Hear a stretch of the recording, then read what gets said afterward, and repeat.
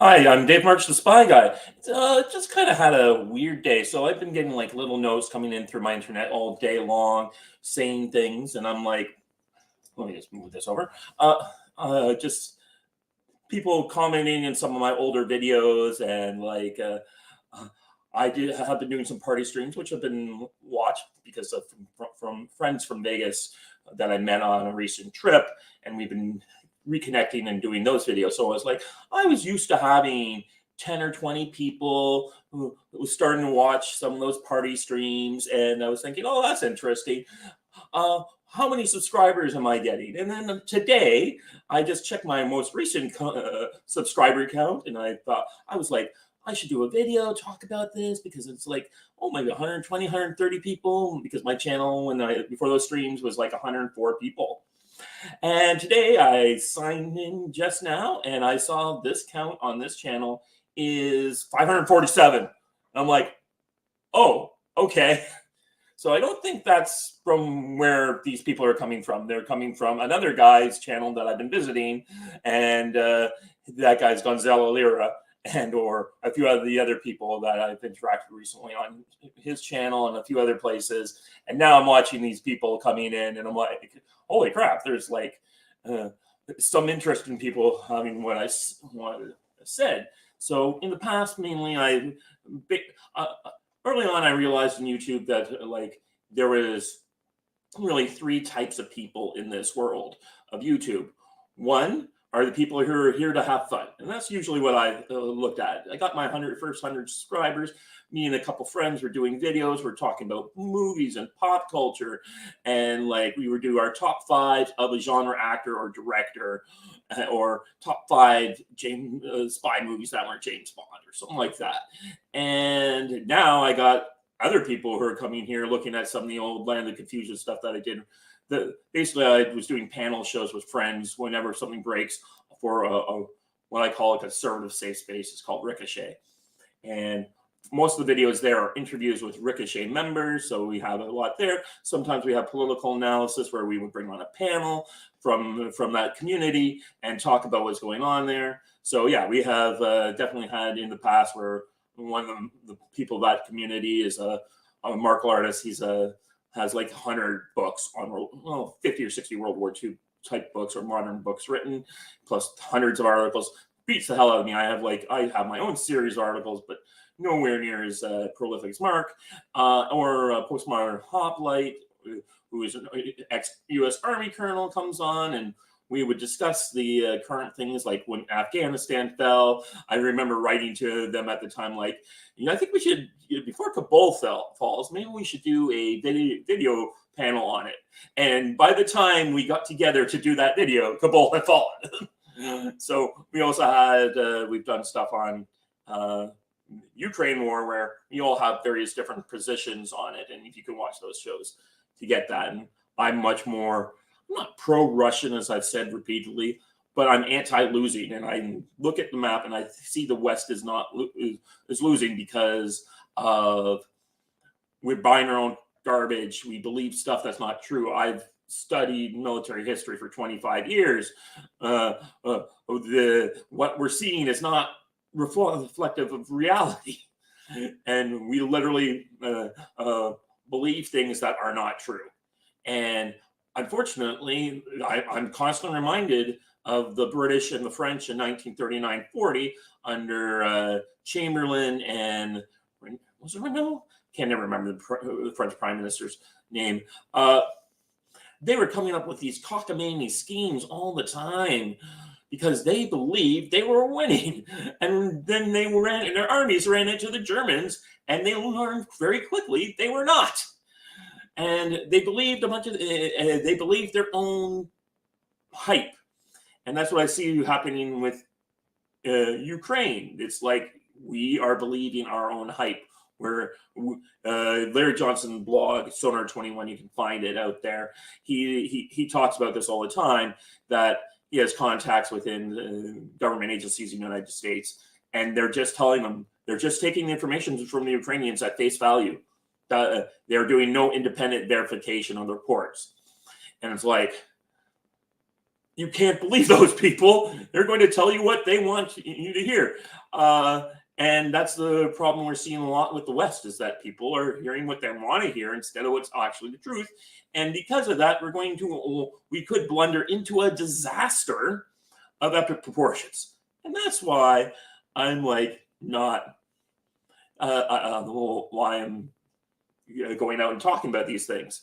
But anyways, I'm still thinking about what to do more with the channel, but I've been meaning to start like doing like at least a half an hour episode every week where I can come up and start talking about a particular historical situation or something that's relevant today. And today I was reading an article written by a guy I met on a couple of occasions. He's what I would call a convention buddy. His father was Dr. Jerry Pournelle, who wrote lots and lots of science fiction novels and had a major impact on my philosophy and looking at life growing up as a kid. And I used to interact with him. Never met him personally, but I used to have some contact with him, especially on his old, what he called the first blog, Chaos Manor, which is out there today if you want to go back and read anything. And like I said, I met his son at several conventions called Connections, which is the official conference of American wargaming professionals. So people that come from academic, commercial, military, and like government. And they get together and they play games with each other. I've played with Phil, his son Phil, on several times. And we've had different interactions in that regard. And I've become kind of a, like, first kind of, I'm from the commercial side. I've written and designed more games for them. And that's where I've been talking to you about. So he wrote an article back in around the 2010, 2011 era called The Deadly Future of Literal Seed Control. And I was reading this today and I had a lot of things to, I thought, hey, this might make a good, interesting video that people are here to hear me talk about analysis about what's going on in the world.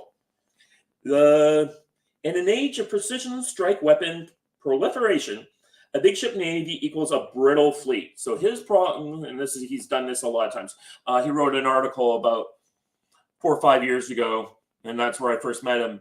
He had just written this article about how the aircraft carrier needs to lose all the airplanes, and they need to put drones on them, and just like not just drones, but you could have like walls of drones basically flying around aircraft carriers and intercepting incoming missiles and other drones. And that's the kind of thing we need to do. And we were certainly seeing that going on in Ukraine, where the Russians have basically got a hold of these, probably from under license from Iran, who is given these weapons, these slow-moving drones, suicide drones.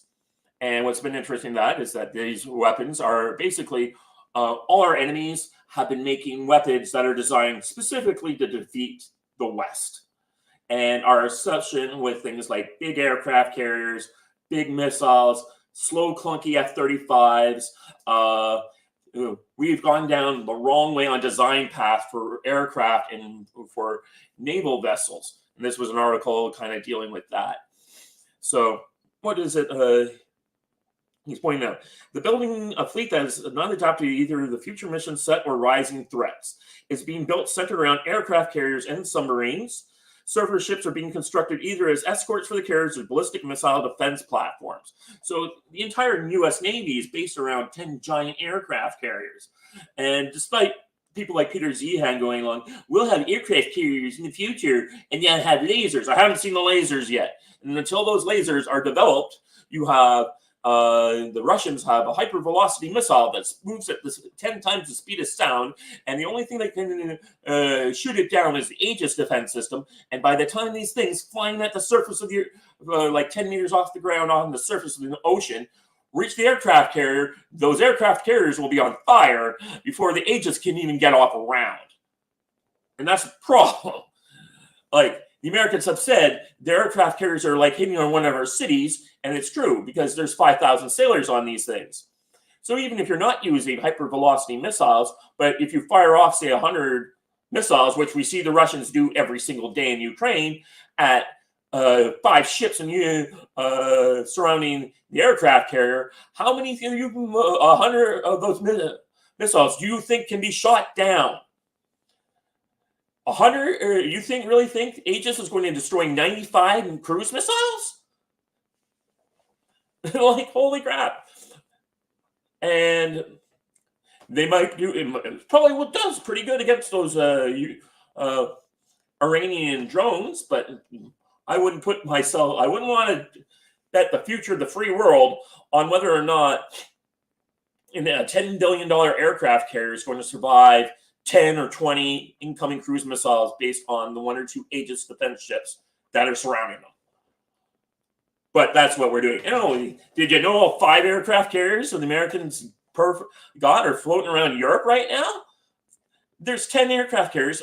2 of them are always in either refurb or dry dock or getting built and such. It takes a while to keep these things. So all 5, there might be 1 other aircraft carrier that's currently not on station. Maybe, and the American naval capabilities right now are really low because of all this stuff. Like, we've had years of sequestration. We've had years of losing manpower pools. We remember a few years ago, 1 ship collided with another ship. Like, that does not happen unless all your guys are overworked, overtired, and underutilized. Like, it's not good. And yet, here we are depending upon this stuff. So what was I saying? So surface ships are being constructed either as while the littoral, and this is Littoral. So littorals are basically like archipelagos. Florida could be considered a littoral. Then the land closest to the ocean where you're having your fighting happening. So instead of having a big carrier battle in the open Pacific or the Atlantic Ocean, anytime your ships are close to shore, you're going to be fighting the littoral combat system. And that's where the littoral combat ships come into being. Russia's building a couple of these themselves based on the French Mistral class cruiser in the Black Sea. Who knows if they'll be very effective because of what we're going to talk about here. The LCS was originally intended for sea control operations in the littoral environment. Its current design is best employed as a mothership for other platforms to enter the littorals.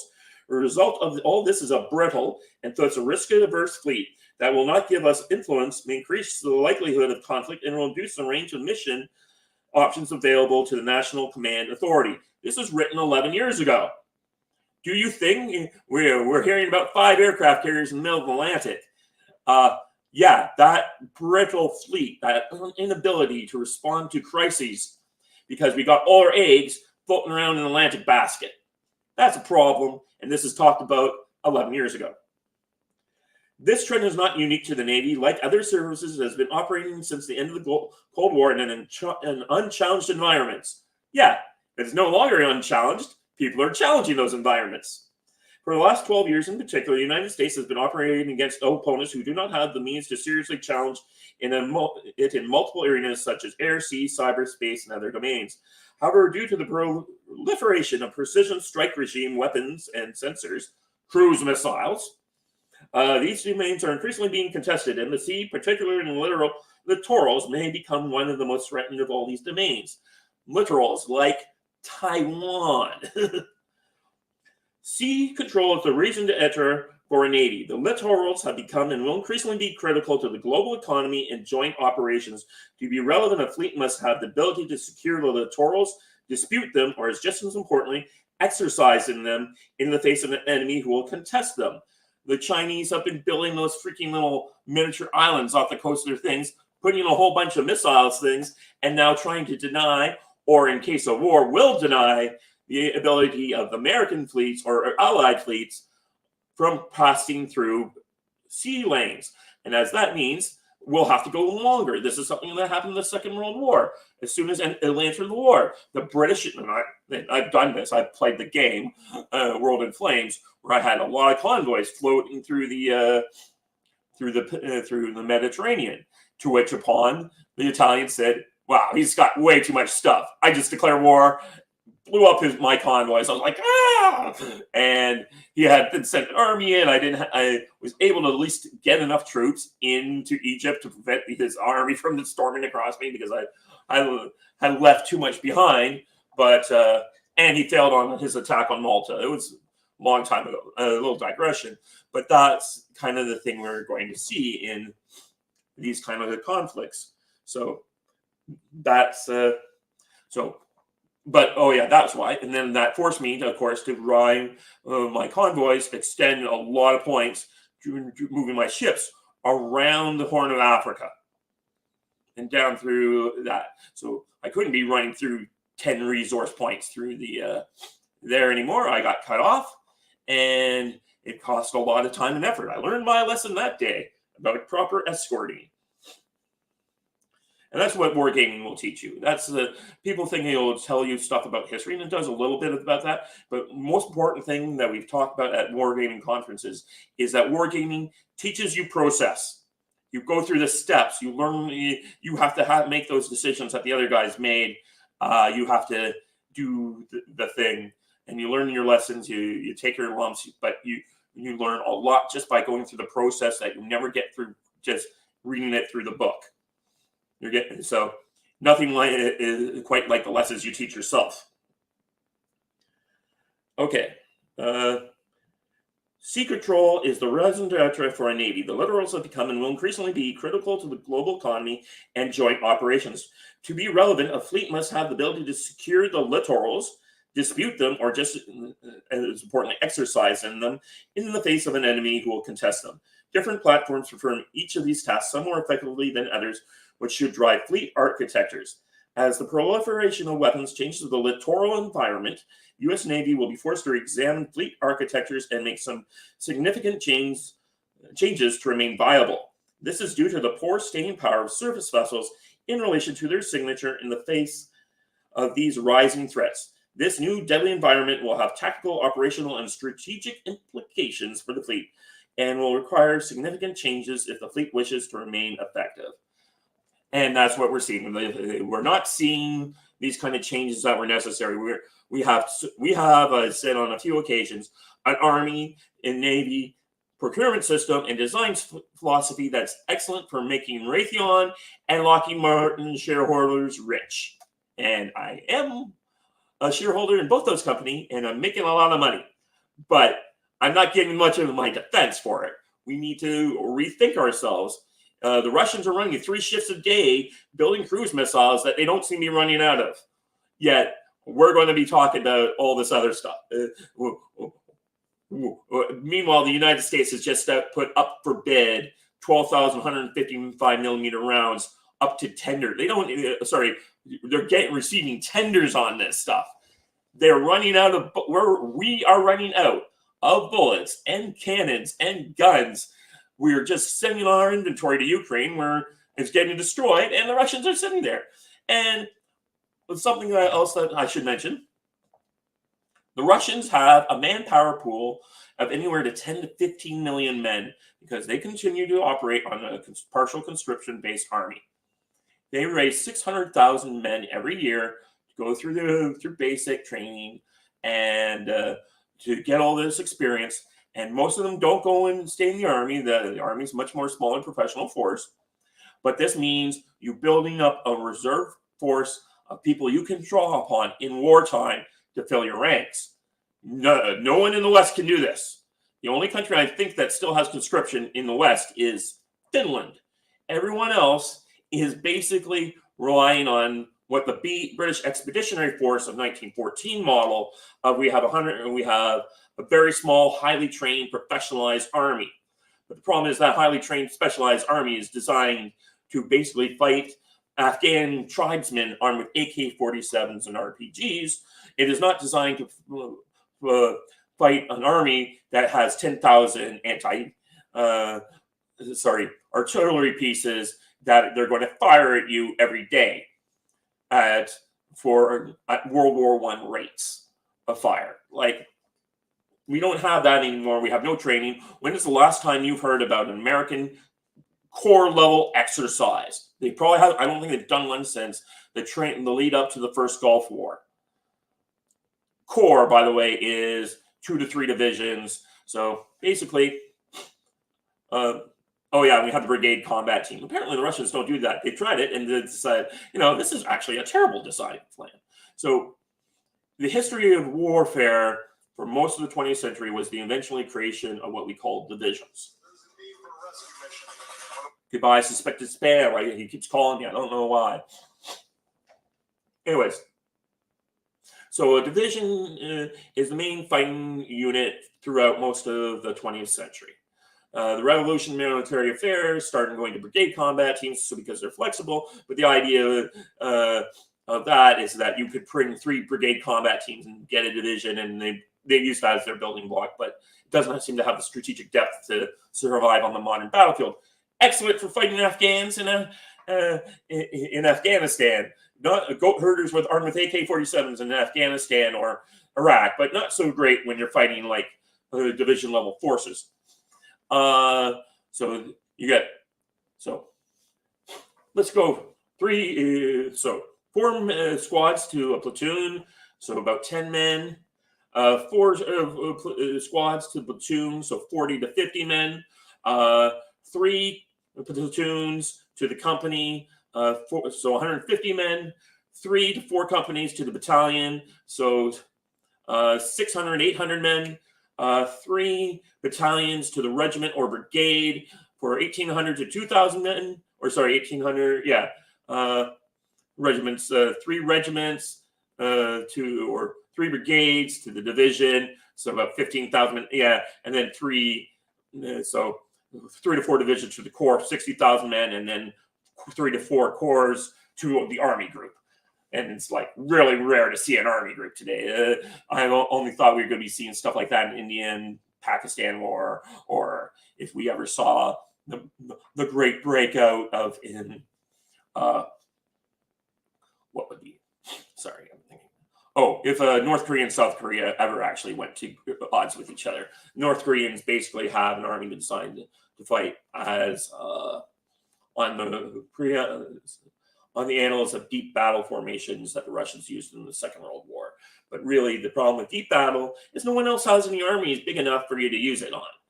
And I was talking to Ryan Berletic about that, and I thought it might actually happen in Ukraine. And he's like, nah, I don't think so. It's going to be this. I'm like, but it would be really cool. I want to see deep battle. Anyways. Getting back to the article. So there was a man named Julian Corbett, who was a reporter of all things, but he wrote the The Control of the Sea. He actually was a guy who would have written for Jane's Naval Discussion. I have his book around here somewhere, but he wrote a book on the theories of strategic naval warfare. Before that, you had Arthur Mahan, who had his book, which I also read. Mahan's book's problem is that he's a big fleet guy. So you have your big fleet. Hopefully it's bigger than the other guy's fleet. They get together, and one guy has a fleet at the end, and then you win the war. But when you're an empire, you're not going to have a big fleet battle every time to decide things. You're going to have all this other stuff that's happening. And so I believe Command of the Sea by Corbett. Like I said, I'd have to look it up. Anyways, he wrote this book, and it's been referenced in the article. What is sea control? As the Royal Navy puts it, it is the condition in which one has freedom of action to use the sea for one's own purposes in specified areas and for specified periods of time, and where necessary, deny or limit its use to the enemy. Sea control includes the airspace above the surface and the water volume in the seabed below. Without sea control, all other attributions and capabilities for a fleet are irrelevant, as noted by classic naval strategist Sir Julian Corbett. Control, he wears the word command, so command of the sea. The sea is fleeting, and the only positive value which the high seas have for national life is a means of communication. Given the fleeting status of command control, then, accomplishing it must be in support of further goals. Corbett breaks down his concept of control of the sea into 3 distinct areas: securing command, disputing command, and exercising command.